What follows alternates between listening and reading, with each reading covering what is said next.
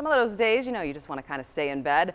And we all have some of those days during a Wisconsin winter. Yeah, and this season, then you throw a pandemic into the mix, and mental health experts are bracing for more depression, more addiction, and more suicides, unfortunately. CBS 58's Bill Walsh tells us what you can watch out for. For Marissa Bailarian, rock bottom happened about 5 years ago. I know exactly how I'm going to do it, and I'm going to sit in a car.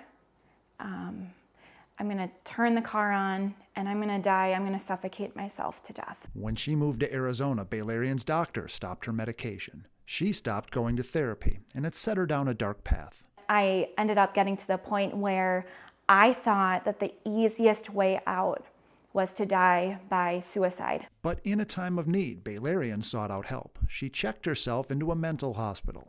And it was there that I really got the tools that I needed to cope with my mental illness. It's rare to see people willing to go on television to talk about mental illness, but Bailarian does it because she hopes her story will encourage someone else in need. There are people that are wanting to help you. And there are more people who need or will soon need help.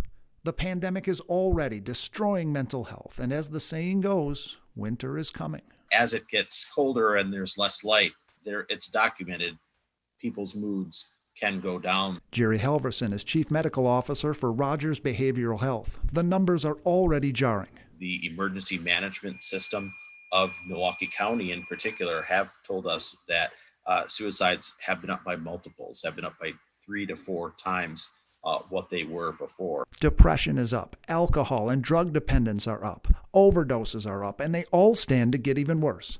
So what can people do about it? Even more than normal, we really encourage people to make sure they're taking care of themselves. But what does taking care of yourself mean? In the most simple terms, it means doing things that you enjoy.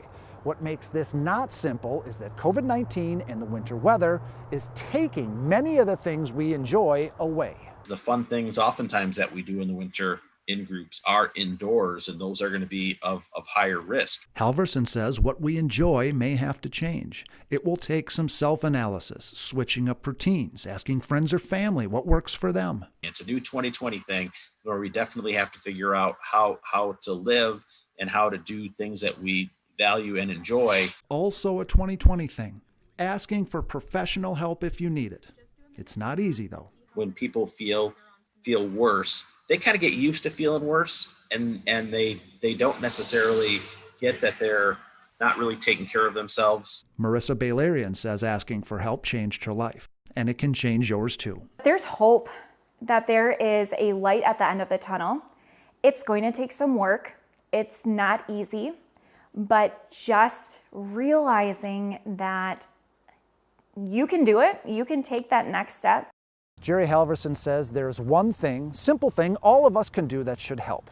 No matter how cold it is, how rainy, windy, sleety, snowy it is, force yourself to get outside regularly. Stay socially distanced, of course, but as our moms always used to tell us, fresh air will do you some good. In Milwaukee, Bill Walsh, CBS 58 News.